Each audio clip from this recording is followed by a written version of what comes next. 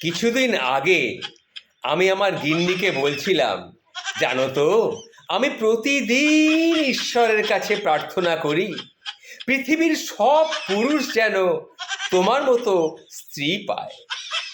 গিন্নি তখন খুব গদগদ হয়ে বলল, বাহ, তাই নাকি, তাই নাকি?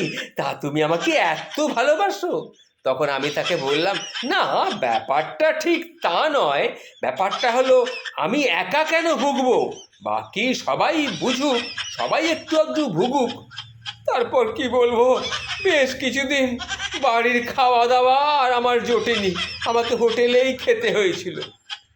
তারপর যাই হোক, বেশ কিছুদিন কেটে গেল, আবার ভালোবাসা ফিরলো। আজ দুপুরে কোনো একটা বিশেষ মুহূর্তে গিন্নি আমাকে আহ্লাদ করে জিজ্ঞাসা করলো, আচ্ছা, আমি যদি কখনো হারিয়ে যাই তখন তুমি কি করবে? তখন আমি তাকে বললাম, কেন, কি আবার করব? পত্রিকায় বিজ্ঞাপন দেব। তখন গিন্নি আরও গলে গিয়ে জিজ্ঞাসা করলো, তুমি পত্রিকায় আমার বিজ্ঞাপন দেবার সময় কি লিখবে? তখন আমি তাকে মাথাটা একটু চুলকে নিয়ে বললাম, তাতে লিখব, যে পাবে তার। এরপর থেকে এরপর থেকে আমি বাইরেই আছি। শীতের কাপড় চোপড়ও নেই, ঠান্ডায় আমি বাইরে থাকি, গরমেও বাইরে থাকি। আমি এখন বাইরেই খাই, বাইরেই শুই, কি আর করা যাবে।